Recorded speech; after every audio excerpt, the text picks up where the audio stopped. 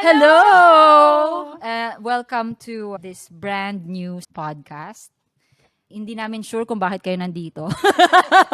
Actually, Nandito kayo, nanonood if at kayo. all nandito kayo. This is the pilot episode of this, as I said, brand new podcast. And before we start everything, we would like to introduce ourselves. I'm Merlin.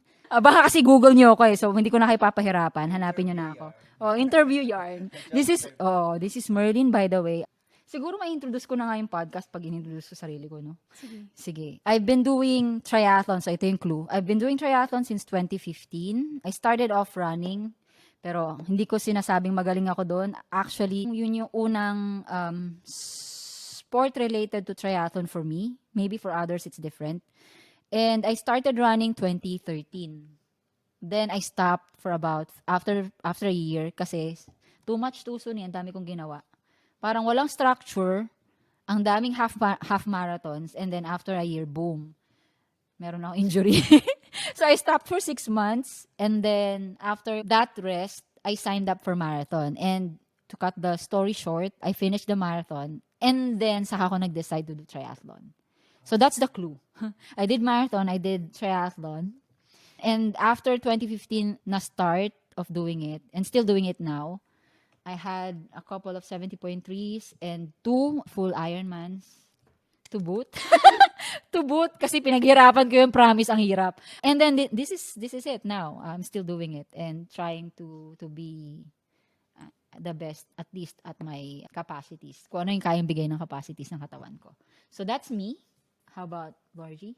Hello, I'm Lorgie, and I've been friends with Merlin and Neil for quite some time. I also Talaga? Parang may magko-comment. Talaga ba?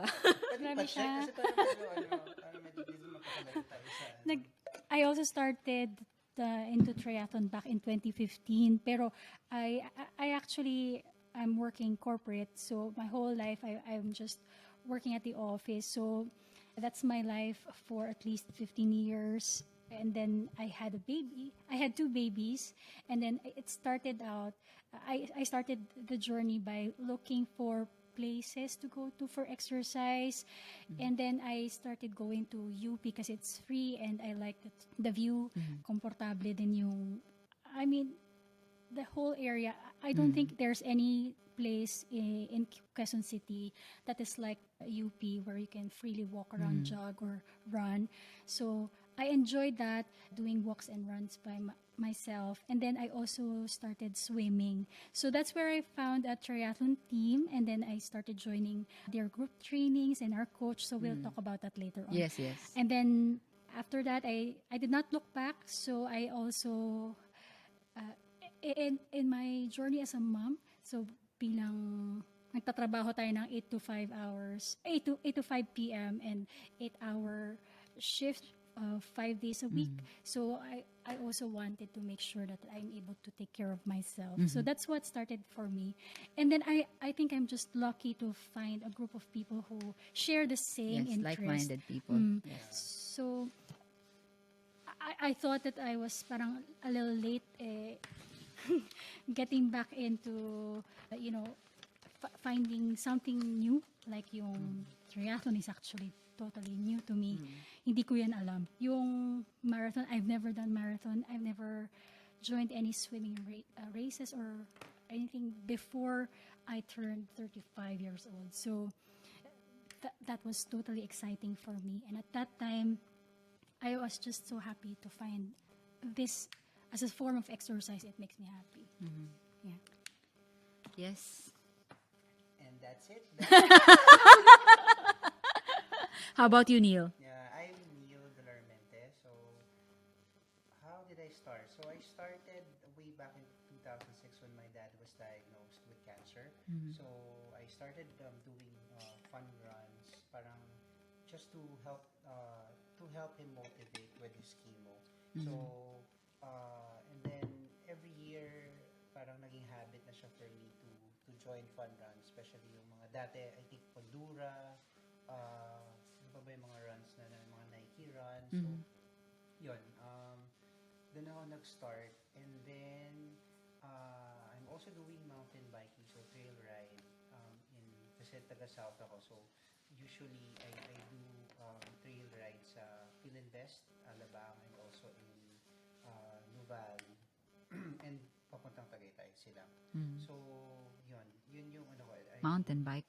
Mountain bike, and then I started my triathlon. My first event was 2015 Compressport. Oh, That's the first times 4 relay. Oh yeah, times 4 relay.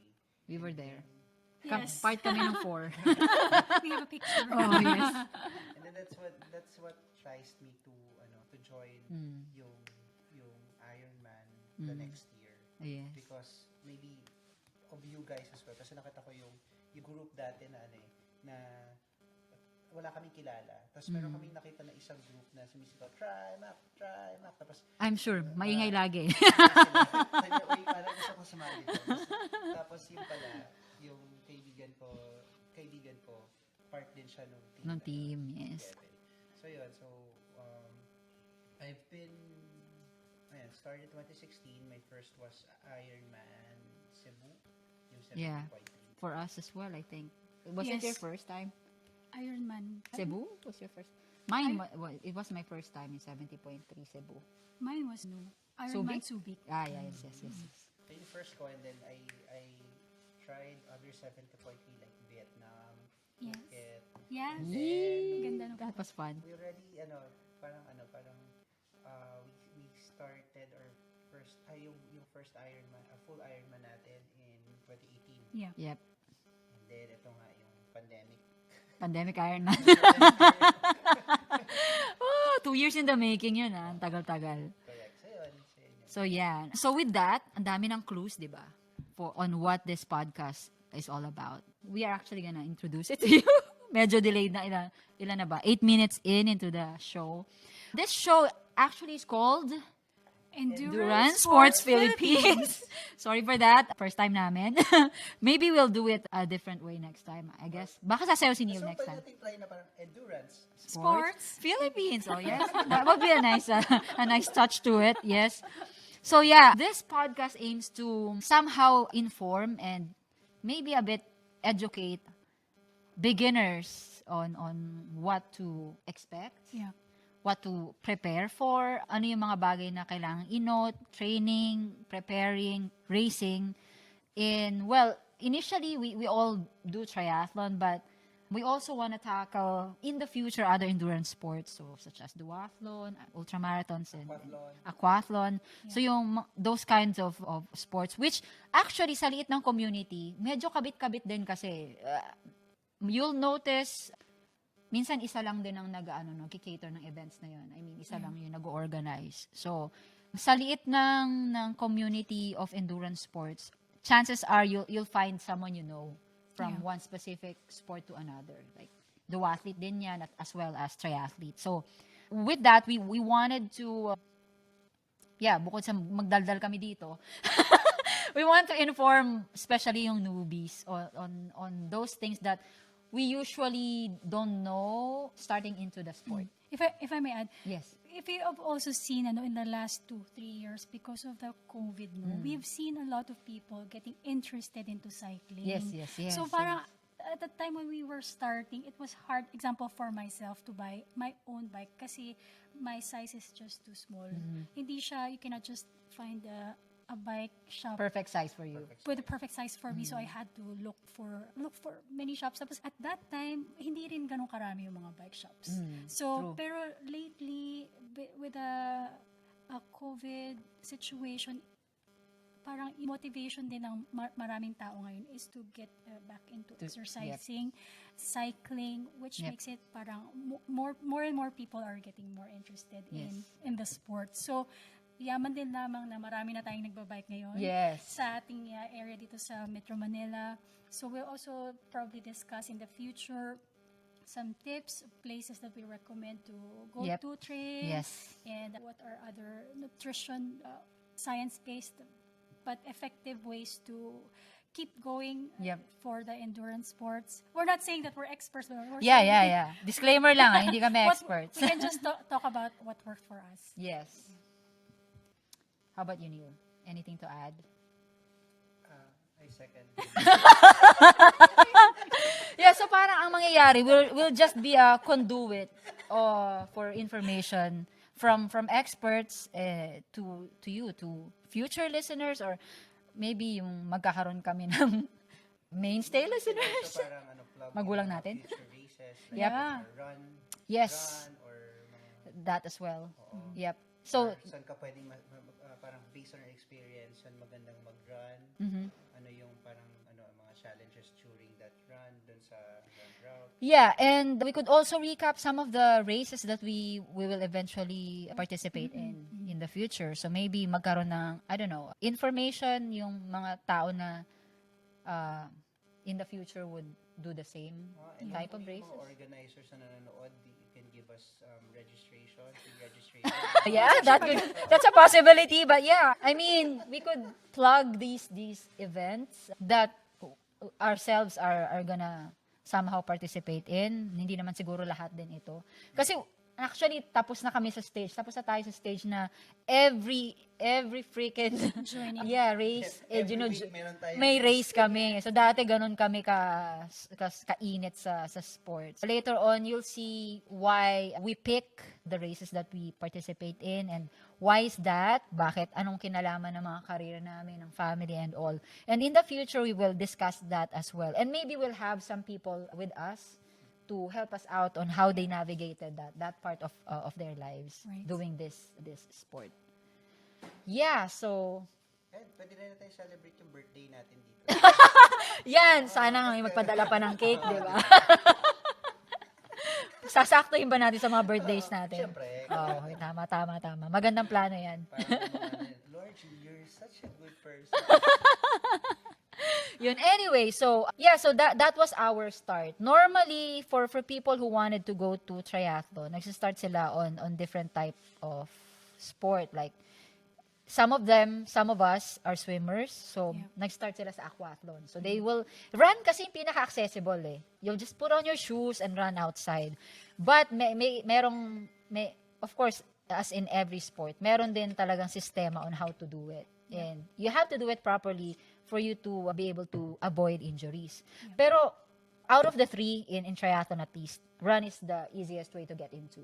And most people who started doing triathlon will start doing the runs. And usually nag-start sila sa mga aquathlon or duathlon kasi yun yung may combination of sports, two sports with it. So for those who aren't swimmers, they do the duathlon, and for those who are swimmers, they do the aquathlon kasi yun yung meron na silang nalalaman. Are you swimmers starting out the sport, or was it Parang easy sabay sa for you? akin, swim and Sabay. start. Pero nag-join ka ng run or No, I was just running sa UP mag-isa. Oh, so I never met sila coach doon at the time when I was running. So hindi ka pa alone. nag-sign up ng fun runs before No. joining the team? Parang I only joined parang 10K na not Geo Oh, not Geo run. na race in 2014, I think. That's the Oo. only thing. Pero I've never really thought about going further, like 21K or even 42. I don't have the... pero nakapag-42 ka sa Yun yung funny part. Parang hindi ko siya iisipin na I want to do this, pero when you do Ironman, you'll do all of it Oo. in one In event. extreme pa. No? Talagang hindi lang basta run, kailangan marathon. Yes. Yeah, how about for you, Neil? You started runs. runs, and then you were doing mountain bike, right? Doing mountain bike at the same time. So Pero at- yung mga race talaga is more on Sa run. sa run, Parang mga fun fun runs, runs, yes. ganyan. Oh, Hindi the ko same alam with na may me. reason eh, parang pag finish line, okay, may medal, tapos uwi na. Oo. Ganun lang. Oh, actually parang 'di ba, pag sa fun runs kasi medyo meron kang excuse to be just alone. Kasi it's okay. Run ka lang sa afterwards, uwi ka na. Ako parang nakita ko with triathlon, it's really hard to do it by yourself. Yes, I agree. Although this is a completely individual sport. If you look at it, individual ang sport. Hindi ibig sabihin you're part of the team. It's a team effort. No, it's just your effort. Kung ano yung pinutin mo na effort training for it, that's just it. Yun yung magiging outcome nun. However, the training part is done with the team, and that's the best It's a part. little tricky in that Yes, way. yes. Tricky as well kasi syempre iba-iba kayo ng capacities and skill. Yeah. So, Ugali. And it's hard. Gusto sa And buhay. it's hard when you train alone for a full Ironman. Yeah. Example. So Sobrang it's more mental actually Yeah. than physical. Although of course it's hard physically, but although a lot of people have done it, I'm sure. I'm Pero sure, sa I'm Pilipinas, I think sa atin yeah, here. it made for our own experience, parang it made it easier, at least bearable. Yeah. To train with some people that you know. with teammates, with people. Yeah, so my idea going with that argument is like sa amin nagkakilala kami in one team. So lahat Yeah. kami nagkaroon ng parang I don't know, intention in joining a team because it really helps for you prepare for a sport even as individual sport as this is. It is Na- somewhat parang community din. Yeah. And I think moving forward to this podcast, makakikilala natin some of those people who are part of other teams as well. So they would, share with us yung kung ano yung mga experiences nila, training, racing with their team, how is it beneficial for them, or ano yung mga fun experiences they have going to this even in other endurance sports, I guess duathlon or aquathlon, there are teams as well with those sports. Even sa mga cycling, so since na-touch din Yeah. natin kanina yung cycling, mas marami ata sila eh. Mas maraming teams in Yes. cycling, yes. Now we're just not Yeah, aware. we are not aware Kasi hindi until tayo this pandemic time na Yes. naging aware kami na. Tsaka there's a matatagal lot. na rin sila Yes. nagsa-cycle. Parang wow. So maybe in the future we will also have some cyclists talk about, the cycling part of the sport, and of course swimmers and runners as well. So impart nila experiences I nila. think growing ngayon, nakikita ko ngayon sa social media yung Spartan. So, Oh Yes. you can yeah, also invite OCR someone who does Spartan and yes train that too. for the event. Actually parang binubuhay na nila yung yung parang adventure race. Yung multi-stage race na may part na you'll probably climb some hills, kayak or bike, and it's not a one-day race, parang multi-day stage race, parang ganun. So parang binabalik na nila yun. Kasi dati it's a thing, pero hindi din marami yung nagpa-participate. I remember shout out si Coach Noor, talking about this kasi doon siya nag-start. So parang ina-navigate mo yung location mo and all. Ano talaga siya, parang adventure. Parang ganun, but with some, with some parts of obstacles and swimming Challenges. and may running part din yata as well and biking part. So and I think Coach at one point Oh, yeah. he was talking about this. Yes, and he did this before. Actually before ang laki yata ng cash prize nito. Kami yung una natanggal. Oh! Sabi ko na parang naalala ko nila doon ka eh. Parang nag-cross na pala yung paths namin. And you didn't know, of course, diba? Kami yung una-unang eliminated team. Team. See, so, I think binubuhay na rin nila yun eh. So, and ako parang nakikita ko ang saya-saya nun. Maybe baka konting kembot pa, baka mabudol din ako doon. Pero masaya siya. Kahit isang leg lang yun. Yes. So, being newbie to the endurance sport, ano yung naging struggle nyo going into it? Ako yung struggle ko yung siguro yung swim kasi hindi ako nag-swim. So Before. You're not swimmer. I'm not a swimmer. So wala akong alam na facility kung saan ako magsiswim. Yeah, dito sa ating area. Dito especially dati sa Pilipinas. Parang Sa Manila. limited lang yung dito sa Manila, limited lang yung alam mo Pools. na, yung parang alam mo at ma-realize mo na parang uy meron pala dito. Daanan ko lang to dati pero ngayon meron pala doon. So yun. Yeah. Swim tapos siguro yung yung structure ng training. Yeah. Kasi when I joined Fun Run, parang okay sige 5K, 10K. Kala ko lang tatakbo lang ako ng 5K during training tapos okay na siya. Tapos na-realize ko when I joined the team na parang meron pala siyang parang peak tapos bababa siya.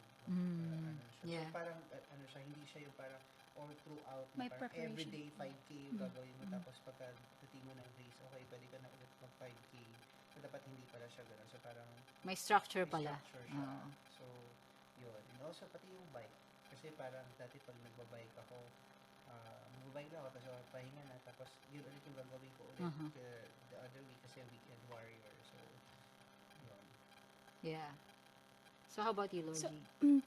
in my case din kasi, I was never really athletic, no? So, parang, like I said kanina, I was late joining this kind of sport kasi I'm already 30 plus. And it felt like that my whole life I was just, after college, the usual or typical working person would be Oo. going corporate, and then we'll work as hard as we can, and then we forget about our health. Oh, yeah, No, yeah, so parang sometimes we will think about it late na, and so when it dawned on me na I have to work out kasi I have to try to get back in shape. So I used to swim before when I was young, pero it was just parang PE lang nung high school nun. Pero I'm very comfortable with water. So Okay, I think that's that good. was parang the reason why I did not have yung katulad nung some fears nung ibang mga Yeah, I had runners that. I and had that. cyclists na magaling na sila mag-run tsaka magaling na rin sila mag-bike, pero takot silang mag-swim. So ako ay parang para sa akin komportable na ako sa tubig. So I started with that first, and then the running part was yun nga, hindi ako marunong mag-run katulad ng sabi ni Nim. Ang gagawin ko lang, ikot lang ako, mag-run lang ako for an hour or so, tapos hindi ko talaga alam paano ako bibilis or so yung bike din at that time when I was starting, it was hard kasi nga nung bike natin nung bata tayo, Siyempre, I'm an 80s kid, no? So, so yung mga bike natin, Ba't na anong parang alam mo, mga Neil? ano lang, mga ano lang, Millennial. Gen Z. Gen Z. Bike natin nun, BMX lang, tsaka yung pag ganun-ganun lang sa, di ba? Yes, sa bike. neighborhood, ganyan. So yun lang talaga, yun lang talaga yung experience ko sa bike. So nung nakabili ako finally ng road bike nung 2015, Yes, parang yun lang I yung remember pinaka-start nung, wow, ang saya pala talaga ng nakakapag-bike. Iba yung pakiramdam mo, yung hangin na gumaganon sa face, gumaganon sa face mo. So, iba yung pakiramdam. Nakikita ko nakagano na. Nakapikit. Nakapikit ako pababa sa Yun, Unsafe, so no? parang even yung pag-bike itself, meron din siyang technique. Yes. So, ang akala ko lang din dati is basta lang, padyak ka lang ng padyak. And So, that's it. that's it. Marami pa palang many Kailangan things. alalahanin. Yeah. O sa akin din kasi, hindi din ako swimmer to begin with. Pero, meron akong fear of water. So, unlike you, yun ako talaga meron. So, what I did is, I signed up for like intro to diving. That's when I met Noor. So, doon ko talaga siya nakilala. He was our dive master that time. So, gusto ko lang magkaroon ng feel of water. Kasi alam ko na na going into this sport, at some point, mag-swim ako sa dagat. Diyos ko po, how terrifying that is. Medyo, diba, parang medyo maaaning ka ng konti. So, what I did, I have to conquer that fear head on. Papasukin ko na to So, I might as well do it right now. So, ang ginawa ko, I signed up for it, nag-start ako mag-dive, yung ma-feel ko lang ba na ano kayang pakiramdam ng nasa tubig and all. While trying to learn how to swim. Hindi ako marunong mag-swim, guys. Talagang hindi ko kaya tuwawid ng lap pool. Takot ka rin ba sa shark? Actually, hindi ko siya, yung idea hindi ko in-entertain. Kasi I know for a fact na hindi naman lahat ng tubig sa Pilipinas shark infested. Yeah. It's more likely for you to be stung by jellyfish than, see a shark wandering around. So, medyo, with that kind of information, alam ko na hindi ko yan masyadong haharapin. But, still, yung idea of malulunod, that's scary, man. So, nung bago ako mag-start, talagang mag-sign up for any race, mag-sign up for any team, inano ko na yun, tinakal ko na yung ganong fear. So, that's when I met Noor, nag-intro to diving ako. And that's when I messaged Coach, actually. I messaged him sa IG that day, that very same day I was doing that. Hi, Coach. That I was doing that intro to diving. And then, that time din nag-start ako mag-learn ng mga strokes. Hindi ko alam kung paano yung freestyle. I don't know how to breaststroke. Wala talaga, as in nada, from scratch. So, when I joined the team, yung swim ko doon, pakalakalahati lang sa Amoranto, ang lalim ng dulo nun eh. Malulunod talaga ako, hindi ko kaya. So, siguro first 2 weeks into the team, puro kalahati na ako. Doon ako sa rightmost lane, pang beginner's lane, yung mga pang dikya lane. Yeah. Yun. Doon ako sa right side, kalahati na tinatawag ko. Tapos, finally, energy ako ni coach na, hindi, gawin mo yung dulo. Kasi you've been doing the workout for 2 weeks. Hindi ka pa tumatawid sa kabilang side. Sabi ko, coach, malulunod ako. Sabi niya, hindi, akala mo lang yun. And true enough. Talagang nasa isip lang natin. So, Yeah. feeling ko, I think with any kind of sport, ang una nating hurdle is ourselves. Yung isip natin. So, yeah, that day na sinabi niya, kaya mo yan, kala mo lang malulunod ka, pero you're prepared for this. True enough. That very same day, I did 200. Wow. Ang saya-saya ko kasi parang for the very first time, nalangoy ko yung lap pool ng gano'n, ng tuloy-tuloy. Kaya pala. So yun, so thinking, looking back at that experience I had, parang mas gusto ko din na sana nung time ko, someone, maybe nasabi sa akin na it's doable, it's just your mind. Yeah. Kung gugustuhin mo talaga, kaya mo yung gawin. And it's not late. So, Lorgie was talking about her joining the sport late in life. Oh, well, of course, if you compare that to like young people, like, I don't know, grade school, high school, yes, it's a bit late, but it's never too late to start. Yeah, that's true. I'm 30-something when I did it. So, ano talaga ako, I'm strong proponent of, you can do anything you wanted to. You can do it, guys. Sobrang cliche, but ako, I'm a living proof of that. So I guess ultimately what we wanted to share in this podcast is to encourage everyone. The audience is really not just for triathletes or endurance sports, for people who are interested in siguro starting, go back into exercising. Yes, getting back into shape. Kahit the basic or even just the encouragement that we can all get started somewhere and we can spend some time into this, knowing na our culture is a lot less focused on, I don't know if it's just me or how I feel about, kasi it was my experience. No? Pero parang or maybe it's just some of us, we are not really focused on doing ourselves a favor by exercising. So we focus much more on the other things that we need to do, like focusing on work, focusing on our families. Actually, you're right. But it's good somewhat yung COVID, the pandemic hit us, and marami tayong realizations dyan, meaning it gave us some view or some sense of value to our own self-care and mental health. So it includes, what exercise and the benefits of exercise can give to each one of us. So we encourage everyone. We, of course, recommend or we want endurance sports kasi we wanted this to be like a lifelong, like a lifestyle na hindi lang siya parang trending lang ngayon. We want to keep going. We don't want to stop. And even when we move from one sport to another, we try different kinds of endurance sports. Yung idea of really, because Moving. Moving, yung motion, it's what drives us to keep Yep. going and getting interested in the sport. Yep. Yeah. So in the future, we have in store for you guys talks about nutrition, how you go about with your first race, kung ano man yung first race nyo. Actually, masyado maraming pwedeng pag-usapan. Yung particulars of the 3 sports, at least for triathlon. So we will go into detail with that. And hindi lang naman din kami. Of course, we will tap some experts, We'll try. Yeah, we'll try to talk them to doing this with us. Hopefully pumayag sila. Hello.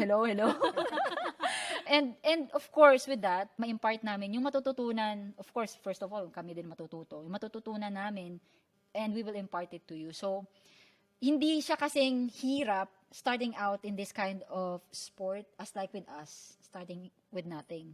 As in, natuto lang kami from teammates, from coaches. Of course, that's not a bad thing. Of course, it's a good thing. Pero, it would be very nice if we have some other informations we could have, especially yung environment we are in. Mas maganda rin kasi na you're getting information locally kung ano yung local scene, Yeah. kung ano yung what's in store for you in this kind of sport in the local scene, parang ganun.